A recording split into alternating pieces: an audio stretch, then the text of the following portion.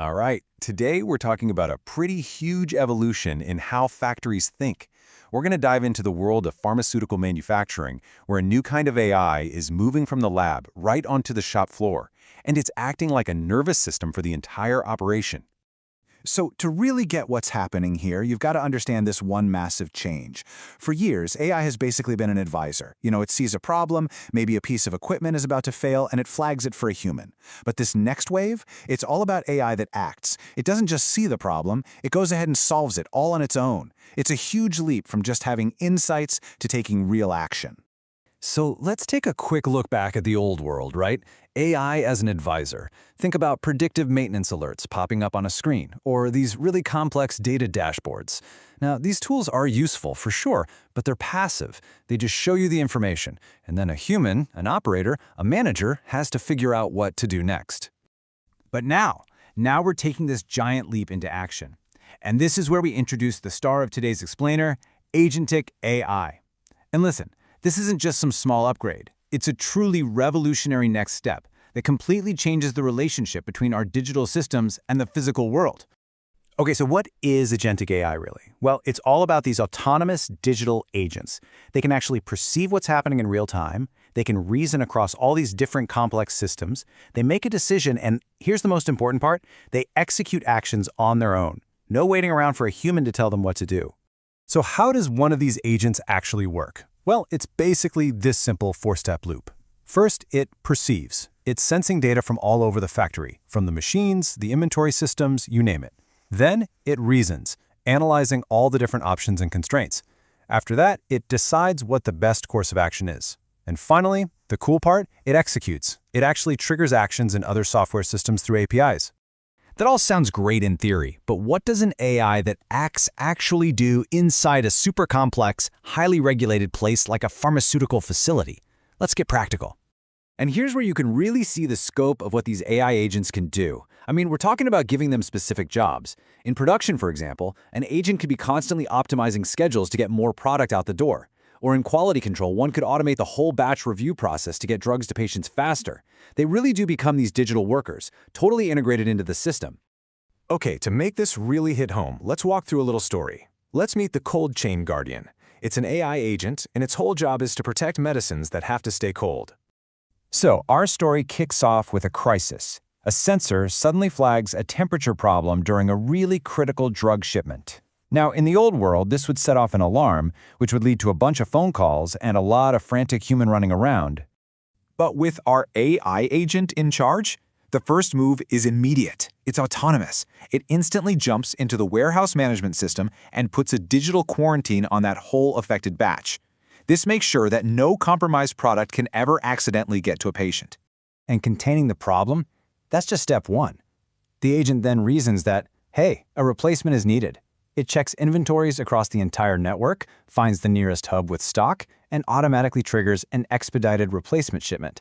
It solves the problem from end to end. And this is why this is so important. The old way, that meant lost product, which is a financial hit, yeah. But way more important, it could mean a drug shortage for a patient who really can't wait. This agentic system doesn't just save money, it literally protects the supply of life-saving medicine. It's a direct link between what happens in the factory and patient outcomes. Okay, so if this tech is so powerful, you're probably wondering, why isn't every factory on the planet running on these agents? Well, this is where we get to the tricky part of the story. There are some really serious hurdles and pitfalls that are slowing this whole thing down. Well, the truth is, the digital foundation in most factories is, let's just say it's messy. As you can see here, it's not just one thing. You've got data trapped in different silos, or the quality is just plain bad. Everything's running on these complex old systems that were never built to talk to each other. And on top of that, sometimes the AI's decision-making can feel like a black box, which makes it really hard to trust. An agent needs clean, connected, and understandable data to work. Without it, that old garbage-in, garbage-out problem gets dangerously amplified. And this brings us to the risk of errors, which is a huge deal. We've all seen AI get things wrong. I mean, in a chatbot, when it hallucinates and just makes something up, it's usually just a funny, harmless mistake, right?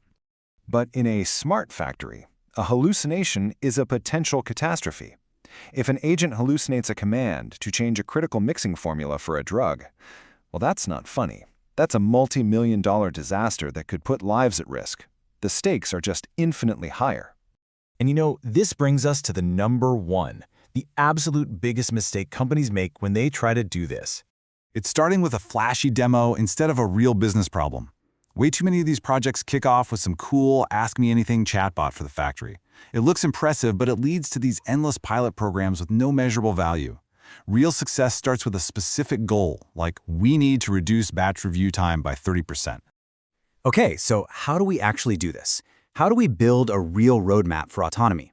Given all these risks, how can a company build trust and deploy these agents safely and, effectively? Well, the answer is a phased approach. You absolutely don't just hand over the keys to the kingdom. You start in what's called shadow mode, where the agent just watches and advises. Then you move to a human-in-the-loop model, where the agent sets up an action, but a person has to physically click approve. And only then, once that trust is really built, do you grant bounded autonomy for low-risk actions inside very strict guardrails. Bottom line, autonomy has to be earned. And all of this whole deployment, has to be wrapped in some really strong governance. This means grounding the agents in verified company data to stop them from hallucinating.